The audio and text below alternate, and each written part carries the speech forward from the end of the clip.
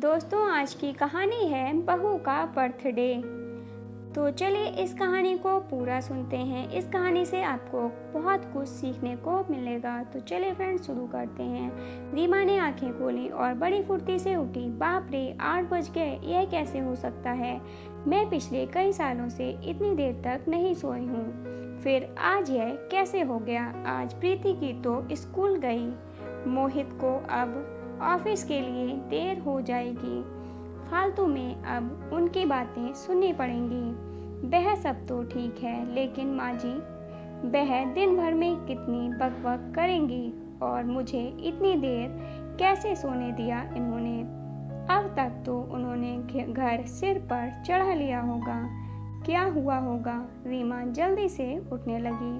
मोहित खुश चेहरे के साथ आया। वह भी तैयार होकर गुड मॉर्निंग रीमा। रीमा क्यों उठी तुम? सो जाओ ना आराम से, मैं आज लंच कर लूँगा ऑफिस में। सच कहूँ तो मुझे जाने की इच्छा नहीं है, लेकिन बहुत महत्वपूर्ण मीटिंग है ना, मुझे इसलिए जाना ही पड़ेगा। पर मैं जल्दी आ जाऊँगा, शाम को बाहर जाएंगे घूमने। बाय। रीमा को बिना कुछ कहे मोहित ने उसे गले से लगा लिया और उसके माथे को चूमकर चला गया। रीमा झट से बाहर आई। किचन से कोई भी आवाज़ नहीं आ रही थी और जब वह बाहर आई तो पापा जी की थाली में इडली बड़े दिखाई दे रहे थे। सांभर से बहुत अच्छी महक आ रही थी, लेकिन वह पैकेट से सांभर नहीं निकाल पाए। यह लोग कंटेनर में ठीक से क्यों नहीं दे सकते? अगली बार कंटेनर घर से ही दे देना। और इस घर में मुझे एक चम्मच भी नहीं मिलता।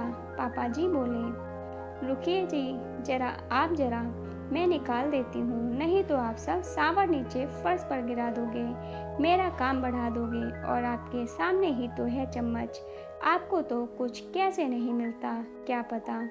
एक काम करो, आप यह प्लेट लेकर टेबल पर बैठो, मैं देती हूँ सांभर और चटनी निकाल कर। और धीरे बोलो, जरा बहू कभी नहीं सोती, इतनी देर तक आज सोई है तो शांत रहें, नहीं तो आपकी आवाज़ से उठ जाएगी वह। बहू जब उठेगी तब दूंगी गर्म करके उसे भी, यह उसका मनपसंद नाश्ता है।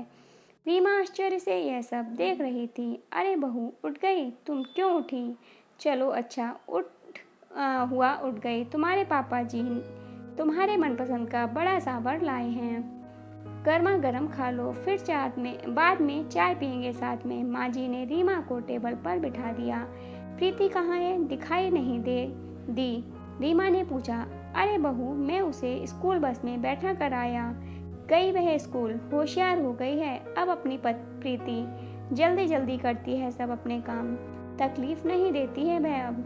हाँ, बैग बहुत भारी है पर उसकी, वे लोग यह नहीं समझते कि बच्चे पर इतना बोझ नहीं डालते हैं। मुझे क्या बोली वह पता है? बोली, दादाजी मैं बिग गर्ल हो गई हूँ अब और गुड गर्ल भी। अब मैं आ जाऊँगी अकेले ही घर पर, आप मत आइए मुझे लेने के लिए। दादाजी पोती की प्रशंसा में मग्न थे। हाँ हाँ, मेरी बेटी समझदार हो गई है, सिर्फ दूध पीने को नाटक करती है, लगातार बड़बड़ करती रहती है, बस खाना ही ठीक से नहीं खाती। अन्नपूर्णा उसके पेट में है, इतनी ऊर्जा कहाँ से आती है क्या पता। अरे रीमा खाओ तुम बड़ा सांभर, ठंडा हो जाएगा। और चिंता मत करो तुम, मैंने प्रीति को पराठा बना करके दिया है। छोटा सा खाया उसने और टिफिन में भी ले गई। माँ जी बोली, क्या पापा जी माँ जी, मुझे उठाना चाहिए था ना, आपने क्यों किया सब काम? जाने दो, खाने में क्या बनाऊं? रीमा ने अपराध बोध से कहा। रीमा तुम कुछ मत करो, तुम्हारी बीसी है ना, आज तो मस्त मौज करो। हमारे पड़ोसी में वह चंदा आती है ना, खाना बनाने के लिए उसे बोला है मैंने, आज से रोटी बनाने के लिए, बाकी का मैं कर लूँगी। तुम कितना काम करोगी अकेली? तुम्हारी क्लास, प्रीति का होमवर्क, बाहर के काम, यह मोहित भी कुछ काम करके मदद नहीं करता, तुम्हें सबके पीछे पीछे दौड़ना पड़ता है। अब आराम किया करो तुम, नहीं तो ऐसा करो ना, तुम और मोहित 4 दिनों के लिए घूमने चले जाओ। बहुत दिन हो चुके, वैसे भी तुम दोनों कहीं गए नहीं हो। प्रीति को यहीं रहने दो, हम संभाल लेंगे उसे। आपको भी एक दूसरे के साथ वक्त बिताने की ज़रूरत है, माँ जी बोली। नाश्ते के बाद माँ जी ने चाय बनाई और तीनों ने बातें की और चाय पी। रीमा का दिन अच्छा गया। बीसी की सहेलियों के साथ मस्ती की। कल उसका खास दिन था, लेकिन आज उसका जन्मदिन उसकी सहेलियों ने मनाया। उस वजह से वह कुछ ज़्यादा ही खुश थी। मोहित जल्दी घर आऊँगा ऐसे बोला था, पर आया ही नहीं। दोस्त की आज पार्टी थी तो वह घर देर से आने वाला था। माँ जी और पापा जी भी सो गए। प्रीति को लेकर रीमा भी सो गई। कुछ समय बाद रीमा को बहुत आवाज़ सुनाई देने लगी। वहाँ अचानक उठ गई। प्रीति उसके बाजू में नहीं थी। वह डर गई और हॉल में आई।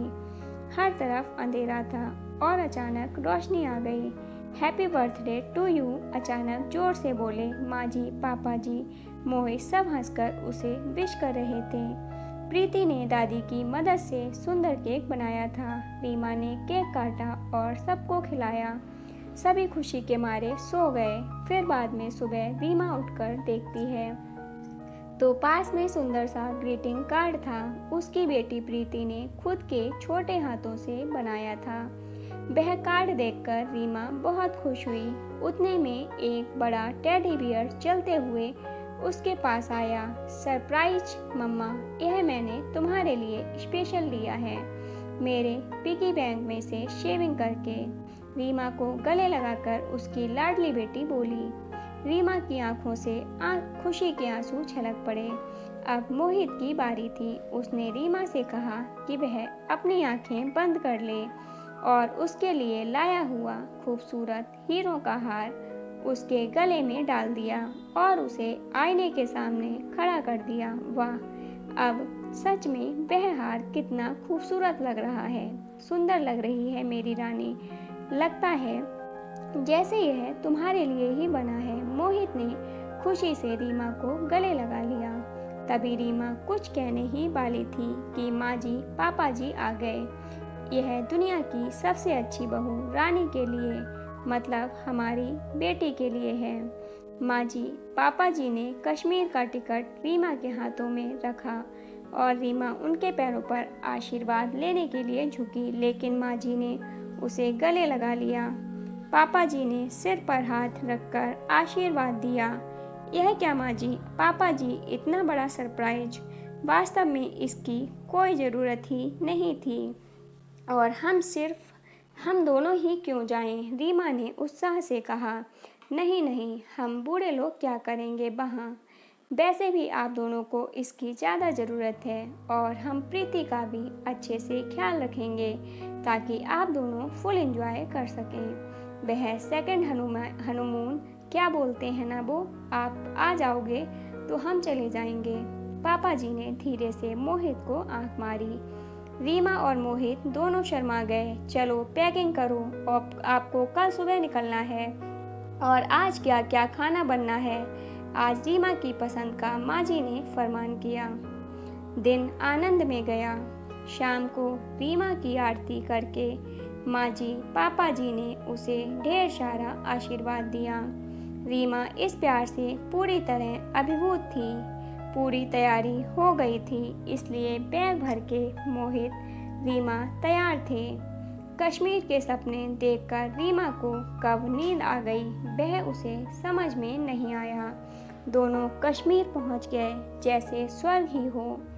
कितना खूबसूरत था वह सब कुछ। मोहित रीमा सब भूलकर एक दूसरे में खो गए थे। यह हंसी वादियाँ, ये खुला मौसम। मोहित गाना गा रहा था और रीमा जैसे नई नवेली दुल्हन की तरह शर्मा रही थी।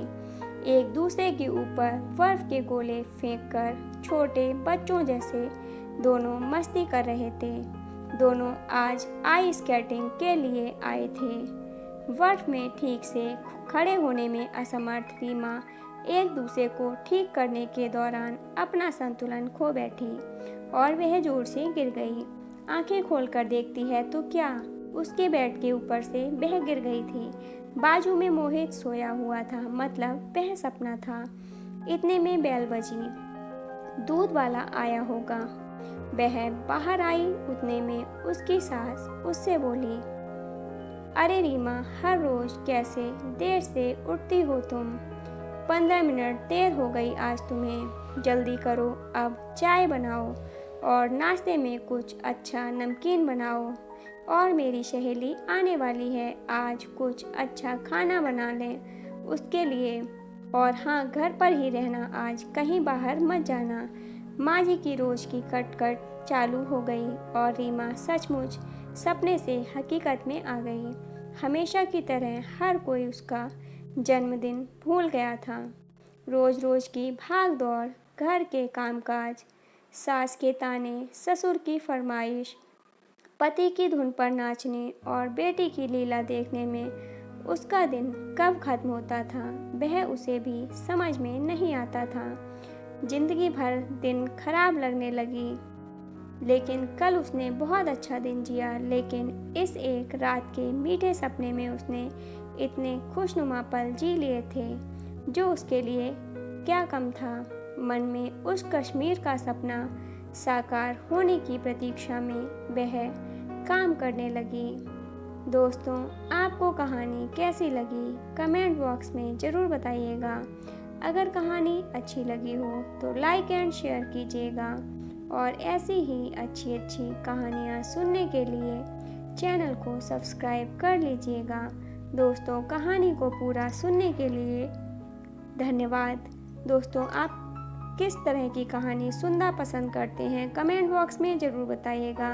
हम आपको उसी प्रकार से कहानी लाने की पूरी कोशिश करेंगे। धन्यवाद दोस्तों।